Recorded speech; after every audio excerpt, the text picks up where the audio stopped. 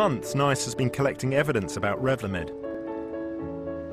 In a few hours' time, 25 health professionals and lay members will gather here to begin the appraisal. David Barnett is the chair of the NICE committee that will eventually make the decision. It's an expensive drug. All of the new modern cancer drugs are. And so the committee will be exercised in its decision-making to see whether or not the effectiveness of the drug, as proven by both clinical trials and by other evidence we have, matches up with the price and the cost of the therapy. The agenda today for committee members, to remind you, is this morning we'll be talking about the use of lenalidomide for multiple myeloma. Learn that we've all got a price on our heads. But there's a limit. The NHS won't pay more than £30,000 for every extra year that a drug can provide. The manufacturer Celgene claimed that Revlimid will cost less than £25,000, and that would be eminently affordable.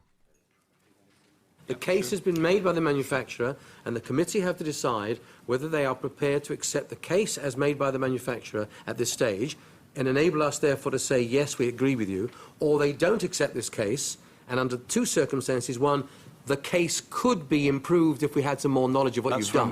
That's where I'm going. So I kind of minded no. Or we think no matter what you do, this is beyond the pale, it's out of the question. That's where I'm going. The calculations are bafflingly complicated and open to interpretation. NICE have analysed the data and what's called the economic model. What we have done is explored their model.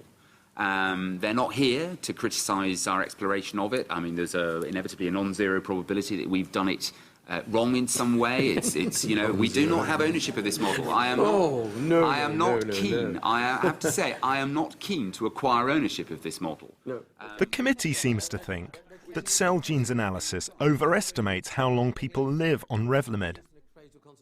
In the company's model of overall survival, what the model says is overall survival does not appear to match very closely the observed data we have from the trials. And that would mean the company's numbers are optimistic. In NICE's analysis, it'll cost more than £47,000 per extra year, well over the limit. We need to be pretty clear, and I think everybody is, but it needs to be said, that those numbers, 24,600 and 22,600, are not really based on anything that we can believe, whereas the numbers that go next to them, 47,100 and 43,600, are. This discussion is just about Revlimid. Match the Apex trial in both arms. Okay. I think there is a plausible thought experiment. From where to where? From What is being implied, and I just only want to make that clear to everyone. Once we produce the manufacturers... But similar discussions happen 45 times a year for other drugs. All of them. They've dealt with the other smaller ones just by putting in a greater... It's within the current NICE guidelines. These two lines had some response, maybe. These judgments could affect any one of us. I'm getting the impression that the majority view is that it would be very difficult at this stage to recommend the use of lenalidomide under any of the circumstances which are proposed. Is there anybody who wishes to disagree with that, other than just emotionally? I mean, emotionally, I'm sorry about it myself, but, you know, I mean, obviously this is an important drug and a very important issue.